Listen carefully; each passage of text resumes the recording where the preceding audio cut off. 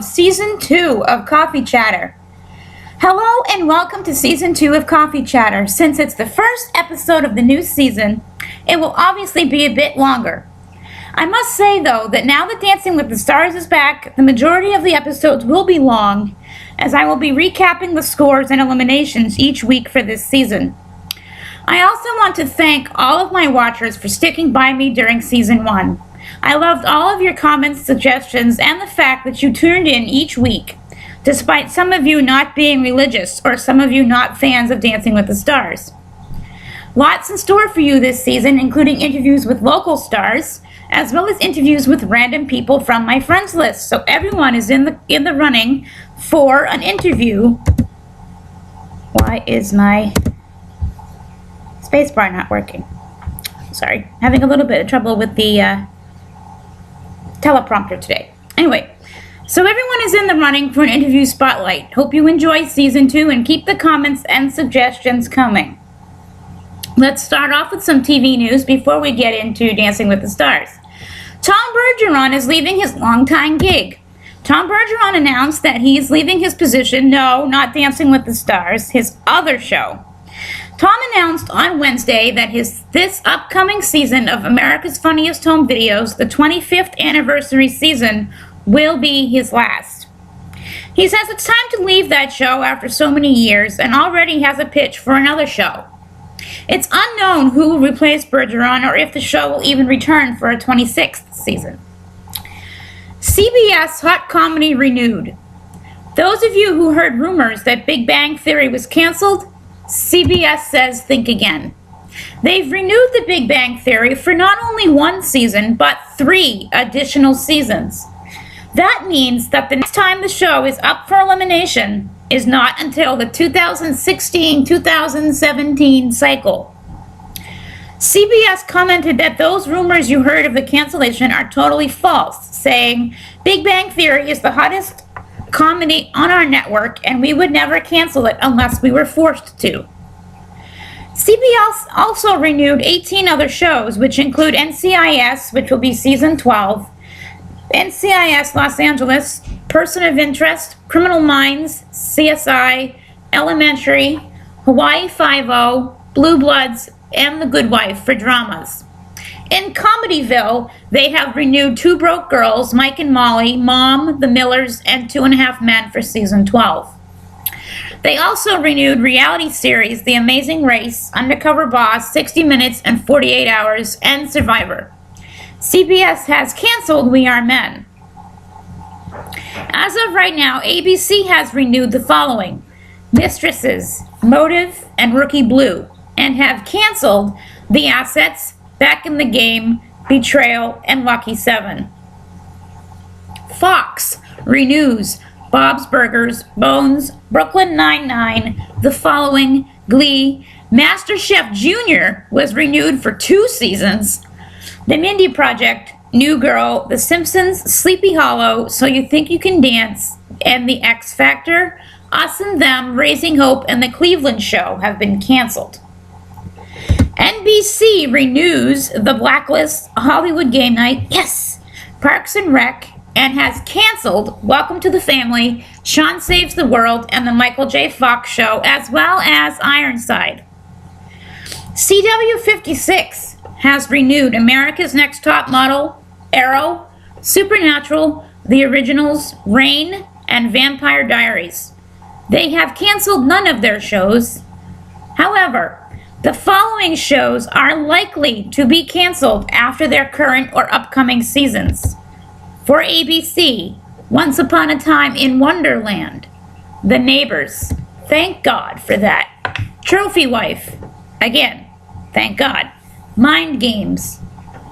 For Fox, Enlisted, Rake, Dads, Almost Human. CBS has 3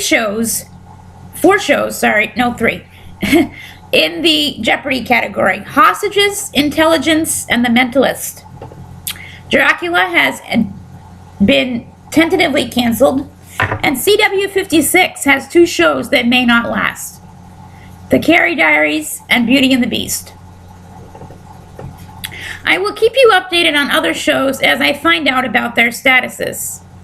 Next up, Irish music loses a legend. Fans of the group Celtic Thunder are mourning the loss of one of their founding members, George Donaldson, the only Scottish lad of the group, who was also the only married family man of the group of male singers. George passed away on Wednesday, March 13th in his hometown of Glasgow, Scotland, of a massive heart attack at the age of 46. It is unknown as of yet as to what the future of Celtic Thunder will be without their founding member, or if their current tour dates in the United States will still happen. They have said that they will continue their Australian tour, which was scheduled to start in May, and honor George in some way at each show.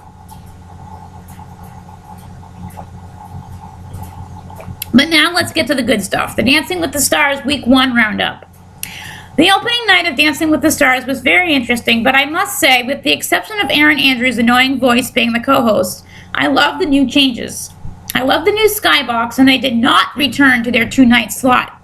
They are still just Monday nights from 8 to 10 p.m. Eastern Time, and the voting is similar to the last season, where the votes and judges' scores eliminate the person for the following week. The music is excellent. I love the new band. They are so more upbeat, and it just brings a lot of freshness to the dance floor, and it's not as loud and obnoxious as it was with the orchestra. Very good scores for the first night, with one nearly perfect score already. Next week's dances were all picked by the stars when they were asked off camera what dance they would want to learn. The two most popular choices were tango and swing, but there are other dances as well. But let's get to the scores first. Starting off the night was Nene Leakes and her partner Tony Dovolani. They had the cha-cha. Nene is a little cocky during rehearsals, something I wasn't a fan of. The cha-cha was a little rough around the edges, but not bad for a first dance. 21 out of 30. Next up was James Masloff and Peter Murgatroyd with a foxtrot. James has great form for a foxtrot, but he needs to work on putting some of that energy into his feet instead of using it for his upper body. James and Peter had a previous encounter before the show, but their good chemistry was still evident on the dance floor. He also got a 21. Self-proclaimed math whiz Danica McKellar and her partner Val took the floor next with a foxtrot. Danica and Val definitely have a good partner chemistry going. Her form and posture were both very good. They scored 24. Sean and Karina came next with the first contemporary routine of the season. His sarcasm needs to be toned down just a bit, in my opinion, as it is so overly used that you don't know if he's been genuinely funny or if he is actually pissed off. He did have a pretty good form, but he needs to pay closer attention to his feet and his footwork. They were given a 20. Billy D and Emma took a shot at the cha-cha that backfired. The concept was awesome. I give props to Emma because she always comes up with dances to highlight what her partner is known for. Last season, for example, she highlighted Bill's sense of humor, while her current partner was a star from the hit movie Star Wars. Their first dance was a cha-cha to the Star Wars theme song, and they even used props from the actual movie. While the concept was excellent, Billy's cha-cha did not deliver. Granted, he is 77 and has had both hips replaced, so I wasn't expecting him to dance excellently, but he barely moved. I feel like it's Valerie Harper all over again. They were given a 15. Finishing out the first half was Meryl Davis and her partner Max. They have a really good chemistry together, playful without disrespecting any boundaries or causing any drama. So far, anyway. They danced a decent cha-cha with only a few mistakes. They were given a 24. Next on the floor was Full House star Candace Cameron Bure with her partner Mark Ballas with another contemporary dance. She mentioned in the beginning of her rehearsal footage that she plans to stay modest in dress outfits due to her deep faith and submission to her husband's wishes and desires, something that made her popular in the news the last few weeks. They both had great form and a wonderful chemistry on the dance floor, and Mark is a very creative choreographer. She took the lead from Danica and Meryl with a score of 25. Next week will be interesting because allegedly the producers are saying that Candace wanted to learn the rumba, And when that was announced, she started saying, "No, no, no, I don't," really quickly with a surprised look on her face. So I'm not sure if that is the producers starting drama by bringing up stuff to make her mad, or if Tom read the wrong dance name on the card accidentally. We shall see. For those of you that are wondering what's wrong with the rumba is a very romantic dance, and it's very sexual and very touchy. And with her submission to her husband, I think that she would have an issue with either him, or she would just not feel comfortable in that kind of a situation. So we shall see what happens there. I'm hoping for her sake that Tom just read the wrong dance, because I don't want to see drama happen. Or I really don't want to see her leave the show because they won't follow her wishes, because she's a really, really good dancer. Next was Australian teen heartthrob Cody Simpson and his partner Whitney with a cha-cha. Cody has good fluid movements within the dance and did a great job considering he's not used to dancing. Whitney, on the other hand, needs to back off and respect the fact that Cody is not single, but very happily with somebody. They received a 22. Drew Carey and his partner Cheryl were the only team that honored St. Patrick's Day by wearing green costumes. Cheryl in a gorgeous green dress and Drew with a green bow tie. So they get extra points from me for remembering what day it was. Dance-wise, they were also good, and Drew can really move. He had great movement and his footwork was great too. They danced a charming foxtrot with a Monopoly, yes, the board game theme. 21 was their score. I feel like they got shafted a little bit. Next was Paralympic bronze medalist Amy Purdy and her partner Derek. Derek admitted during the rehearsal footage that this is a challenge for him, so I'm anxious to see how he does with it. If he keeps Amy, that is, since we can mix up the partners this season later on. They danced a cha-cha tonight, and they owned it. Great movement for somebody with double prosthetic legs.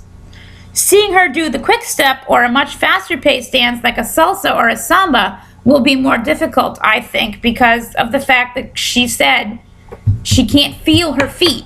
The only thing that she knows is that they're on the ground. So therefore, I'm thinking ahead to the dances where her feet are much more off the ground, like the quick step where it's a lot of bouncing on your ankles, which she doesn't really have. So it should be interesting to see how that works for her. Amazing story of survival from Amy, so she can do anything she puts her mind to. Score was 24. Next came my personal favorite of the season. It doesn't mean that she's the best dancer, but she's my personal favorite. Is swimmer Diana Nyad and her partner Henry. While Diana may be 63 years old and not used to being in heels, she's never worn them in her life until now, so she claims, she still has quite the amazing story to tell. And when faced with her semi-low score of 18, her response? It's not how you start the race, but how you finish it.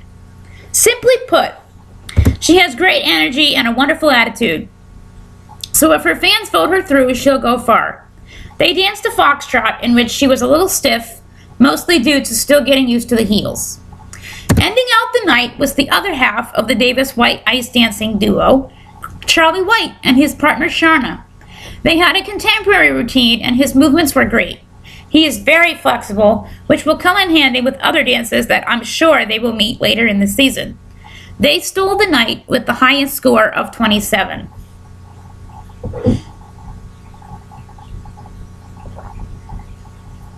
Next up is Cold Case Corner. This week's Cold Case was supposed to be from Delaware, but they have a 93% solution rating for their state and therefore don't have many cases available online. So I went to Florida next, and that is where this week's case is from. I didn't actually go to Florida, I used the internet. On the morning of October 4th, 1974, San Francisco, California resident James Norris arrived on a commercial flight in Miami, Florida. He was traveling under the alias Richard Gunning. Norris was carrying a large amount of cash and was intending to purchase Colombian-grade marijuana. That afternoon, Norris mailed a postcard to his family from Ingles, Florida, in Levy County. That was the last contact they had with him. On April 16, 1976, skeletal remains were found off of U.S. Highway 19 in northern Dixie County near the Taylor County line. The remains were unidentified until DNA testing confirmed the remains were those of James Norris. In April of 2011, Norris's family flew to Florida to claim his remains, and an active homicide investigation started. The investigation shows that Norris traveled to Citrus County, Florida, to purchase his marijuana from an organization operating in that county. The investigation has also revealed the members of that group. The Norris family has established a website, www.whokilledjamesnorris.com, which talks about the search for their loved one. Anyone with information regarding this crime is urged to contact Special Agent Mike Kennedy, FDLE, Tallahassee, Florida, at 850-410-7450, or Major Scott Hardin, Dixie County Sheriff's Office, 352-498-3312. Now remember that this is an old case, so these people may have retired. So if they say that these people are no longer there, just explain that you have information on the James Norris case, and they will transfer you to whoever is in charge at the time. A lot of you have been asking me why I decided to add the cold case section to the show. A few have even come forward and said, what's the point? What's the chance that one of your watchers will actually know something about that specific case? My response? The same chance that you could walk out of your house or apartment and not come back. So the chances may be low, but there is still a chance. Perfect example? The other day I received a wonderful email from one of the homicide detectives thanking me for adding it to my show, as he came upon my show very randomly and loved it. The part of Cold Case. And it was from his state that he happened to watch. So that's why I do it, because you just never know. I finally got to watch an actual movie this week, and the name of the movie was called No Way to Treat a Lady. This movie is from way back in 1968, with stars including Rob Steiger, Lee Reminick, and George Segal. Everybody Loves Raymond actress Doris Roberts also makes an appearance, although you can't really tell because she's so young in this movie compared to the 1990s. This old movie is based on an old novel written by William Goldman. The point of the movie is a pastor who kills a woman accidentally and puts her body in the bathroom to make it appear like an accident. A plumber and a police officer also commit accidental murders, but it's determined that they're the same guy who is changing occupations to make it seem like he's a different person each time he decides to kill a victim. He also tries to play the helpful citizen by calling in clues to the detectives working the cases, even though the tips turn out to be useless. I must admit that I had this movie on as a background noise, and I wasn't really 100% intent on it, especially after the opening scene where he killed his first victim. But if you're into old murder crime type movies, this may be a good match for you. In Reflection Corner this week, our first reading is from Isaiah chapter 1, verses 10 and 16 to 20. Hear the word of the Lord, princes of Sodom. Listen to the instruction of our God, people of Gomorrah. Wash yourselves clean. Put away your misdeeds from before my eyes. Cease doing evil. Learn to do good. Make justice your aim. Redress the wronged. Hear the orphan's plea. Defend the widow. Come now, let us set things right, says the Lord. Though your sins will be like scarlet, they may become white as snow. Though they may be crimson red, they may become white as wool. If you are willing and obey, you shall eat the good things of the land. But if you refuse and resist, the sword shall consume you, for the mouth of the Lord has spoken. Our responsorial psalm today is Psalm 50, verses 8 and 9, 16 and 17, 21 and 23. Be merciful, O Lord, for we have sinned. Not for your sacrifices do I rebuke you, nor for your holocaust set before me daily.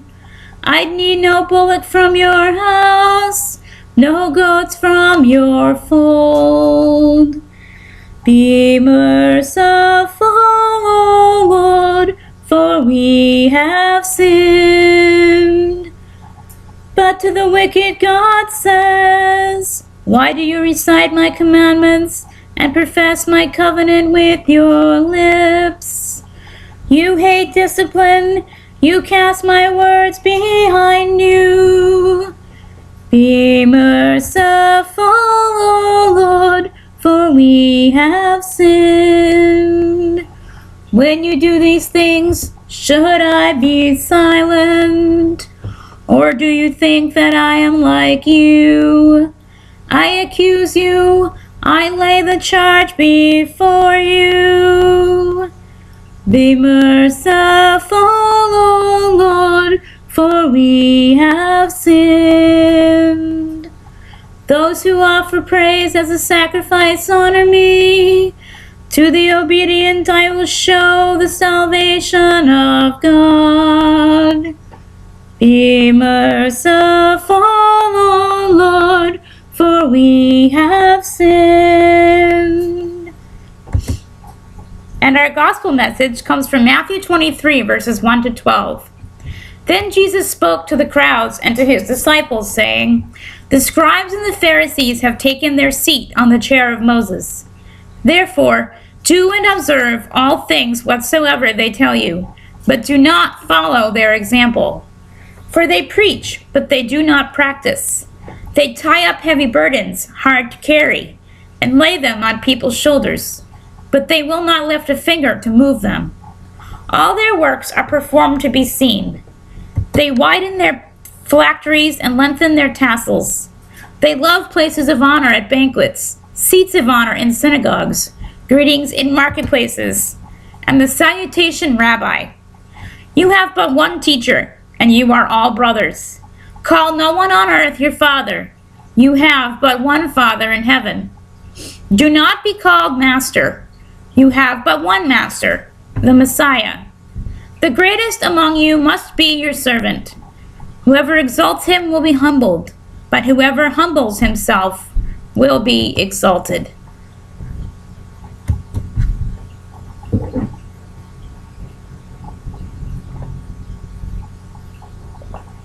The big theme for this week is forgiveness, and rightfully so since it is Lent, a season many Catholics and Christians alike see as a time of forgiveness and grace.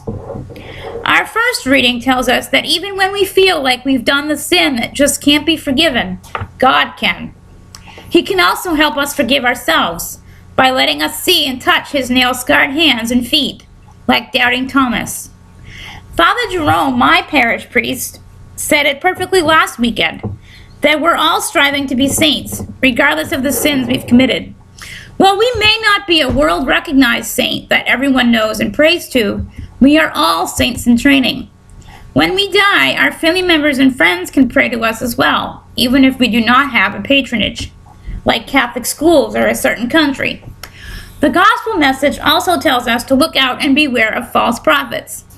This includes false friends as well. Now is the perfect time to truly sit down and reflect on who is in your life and why they're there.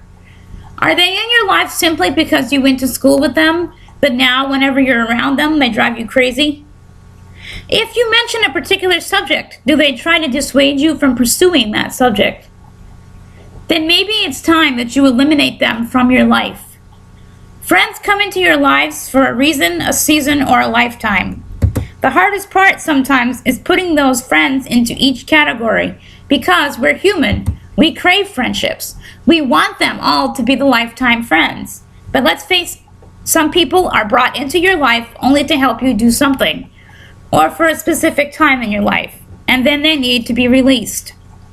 During this week, take time every day to reflect on who sits in your life and who needs to no longer be in your life. Also, this week would be a good time to reconnect with friends you know are lifetime friends, but haven't talked to in a while.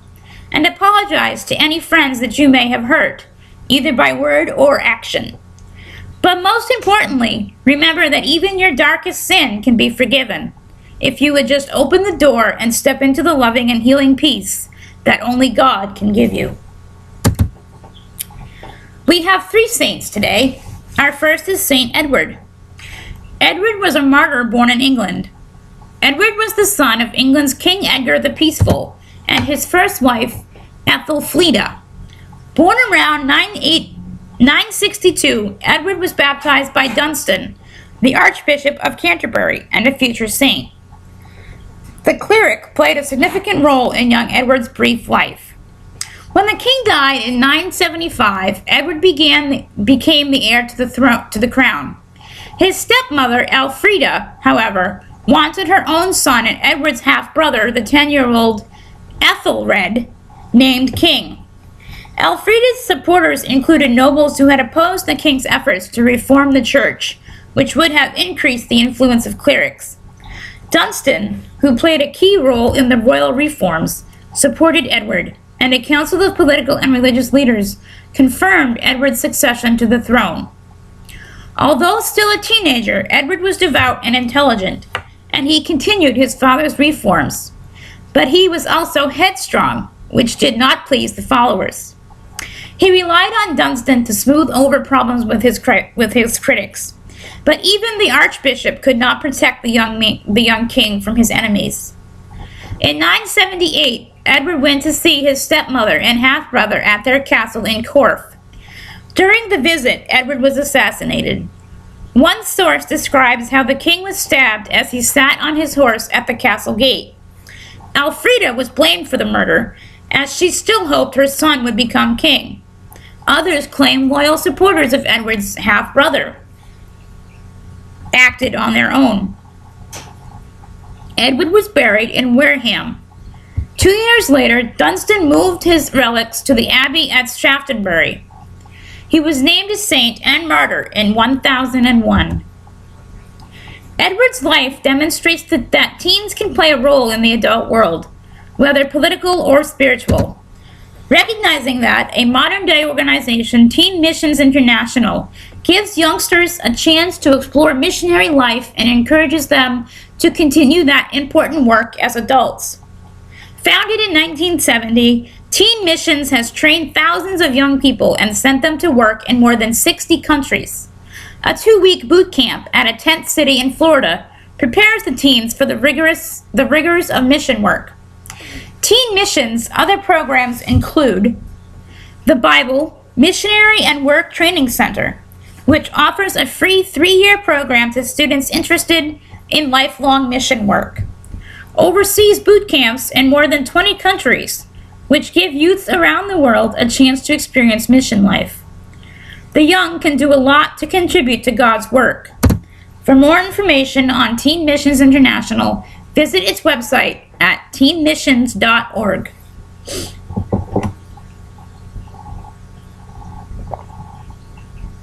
Our next saint is Fridano of Lucca. Fridano was the Bishop of Lucca and was born in Ireland. Also known as Fridanus, Fridan, and Frigidin, Fridano was the son of the Irish King Eultach of Ulster. I am so not Irish. As a young man, Fernando was schooled in various Irish monasteries by such noted priests as Edna and Coleman, and later he was ordained a priest. Shortly after his ordination, Fridano went on a pilgrimage to Italy, during which he decided to settle as a hermit on Monte Pisano.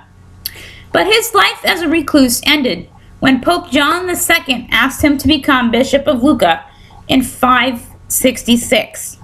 A man of his word, Fridano cared for his parishioners with great fervor. He also formed the local clergy into a community of canons regular.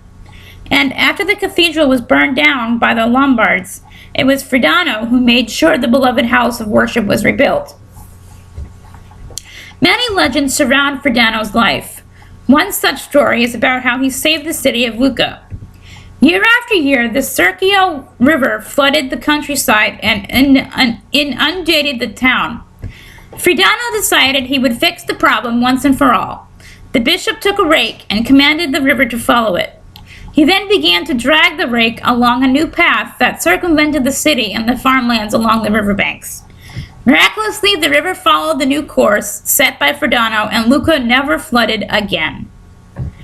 As Fridano reached out to his parishioners, the cathedral shelter has been restoring dignity and hope to the near West Side community of Chicago since 1915. The cathedral shelter offers help to young and old alike, with everything from tutorial programs for children to home care for seniors.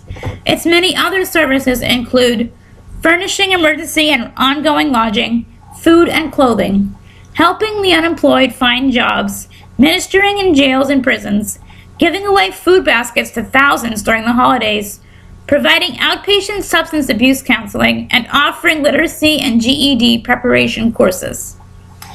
Cathedral Shelter works with more than 25 social service agencies and reaches out to more than 5,000 people each year. Like Fredano, the volunteers at Cathedral Shelter work diligently to improve the lives of others.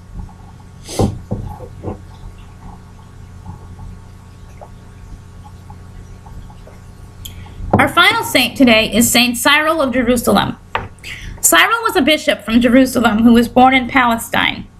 Born in the early 4th century, it is believed that Cyril spent his childhood and youth in the city of Jerusalem. It is clear from his surviving writings that the young man received an excellent education. Some sources imply that Cyril may have been a monk before being ordained a priest in 345 and taking on the ministry of Christian community in Jerusalem. Around 350, Cyril was appointed Bishop of Jerusalem. Acacius, the bishop of the nearby city of Caesarea, felt threatened by the appointment because the Council of Nicaea had not clearly stated that the Bishop of Jerusalem was an inferior position to that of the Bishop of Caesarea. Soon after Cyril took his post, Acacius summoned him to a hearing about his conduct. There were also doctrinal differences between Acacius and Cyril. While Acacius had Arian learnings, a belief that held the Son was not equal to the Father, Cyril supported the Orthodox view of Christ's divinity. Cyril refused to attend the proceedings convened by Acacius in Caesarea, settling off a feud with Arian authorities that was to last almost until his death. Between 355 and 378, Cyril was expelled from Jerusalem 3 times. He finally returned to the city in 378 and remained there until his death in 386. He is best remembered for his catechetical discourses, a collection of sermons he gave his congregants in Jerusalem about Christian faith, and for his sale of church properties during a famine to help feed the poor. Gentle in spirit, Cyril guided the Christians of Jerusalem for 35 years. One of Cyril's most memorable acts was to sell church property in order to feed the poor during a famine in Jerusalem. Norwegian People's Aid, or NPA, a relief group supported by Norwegian labor unions, engaged in worldwide hunger relief work in our time. Involved in more than 400 projects in 30 countries, NPA has organized a large-scale effort to rid Angola of landmines following the country's civil war. Famine relief to victims of Sudan's civil war and drought. In Sudan, NPA maintains a convoy route from Mombasa on Kenya's Indian Ocean through Uganda to villages in southern Sudan. Despite life-threatening conditions, drivers like Francis Kuria, a Kenyan Christian, hauls sorghum and other grains in rickety trucks are often prey for bandits, guerrillas, and Sudanese government jet fighters. The people of Norwegian People's Aid show us that we have the power to do something about world hunger. Our closing prayer: Dear Lord and Father, please give me the grace and courage to enter my world each day, willing and able to help others. Allow me to travel on roads that lead me to your service. Look upon me as I engage in the charitable work you wish for me to do. Amen. Our fan of the week this week is Renee Bolio. Renee, I can use her first name because I'm old enough, woohoo, was my freshman year French teacher, and now works at West as a guidance counselor, and a very good one at that. Even though she wasn't my assigned guidance counselor, I always found it so easy to share things with her, so I'm sure her current students feel the same way. Or at least they better. Renee and I have many memories together, and she is one of the special teachers I made a lasting friendship with. When I had free periods at West and she was doing her hall duty, we'd always pass the time by chatting about whatever we felt like. I always prayed for her when I was there. That was my trademark. I was known as the student that always prayed. and continue to do so today. She's a very special person that can also be very funny. Originally, Maurice got the question correct, but since it's my show, I can change the rules. And when Renee expressed that she was upset she missed the chance because she knew the answer, I decided to boot Maurice off for the week. That's just our cat coughing up a lung. Since he's been fan of the week numerous times. The correct answer this week was Michael Jackson. Next week's question will be posted on Monday, so pay close attention. Thank you, and I'll see you next week.